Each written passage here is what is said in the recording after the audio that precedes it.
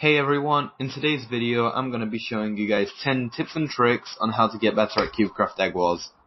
Number 1. When playing egg wars, you're usually worried that someone is going to destroy your egg. A good strategy to use is to place blocks on all sides of the eggs. This provides decent defense early game and will keep your egg safe from your opponents. Number 2. Bridging in egg wars plays a huge role, so it's better to learn a few faster methods rather than just crouch bridging. But please be aware that if you use some of the faster methods that I'll show you how to do in the description, then just know that if your cursor moves off the block, or if you lag out, then you will most likely end up in the void. Number 3. PvP plays an important role in egg wars, so it's better to learn good strategy so that you can get better at those 1v1 situations. A good example on how to get better at PvP is to just go into a game of duels or two, and it just really helps out when you're trying to practice just getting better at landing more hits, at just getting better in PvP overall. So I recommend you trying that. Number 4. A strategy I use when playing egg wars, especially solos, is that when I find an island really close to my own, then I'll just try and rush it as fast as possible.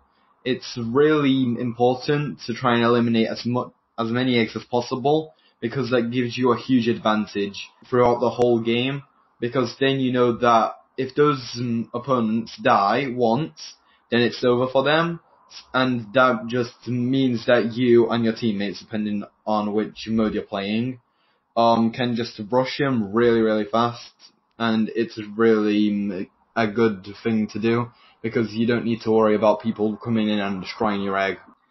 Number 5.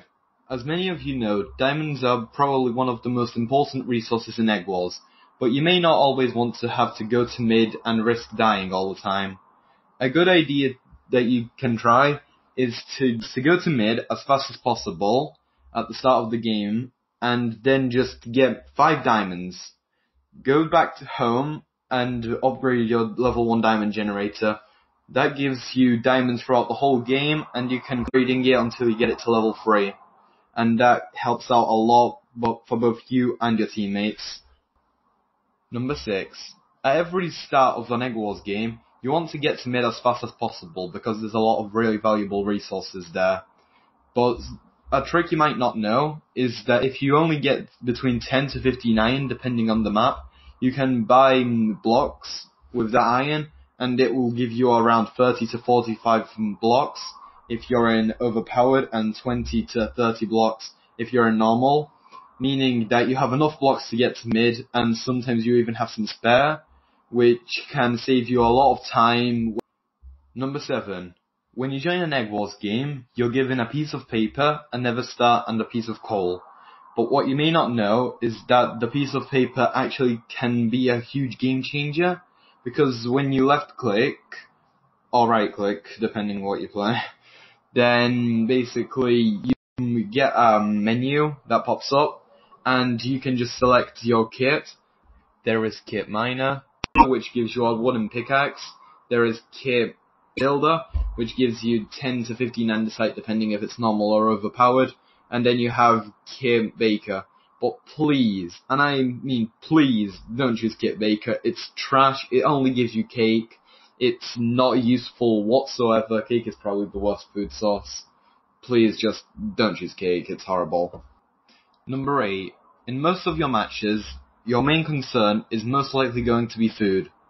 A good thing to resolve that issue is by going to mid early game, since most of the generators there are level 3 or 4, and then just getting enough iron to usually be able to buy some steak or golden carrots, since they are by far the best food source, since steak gives you 4 hunger bars and a bit of saturation, and golden carrots are 3 hunger bars, and they have insane saturation. They are really useful.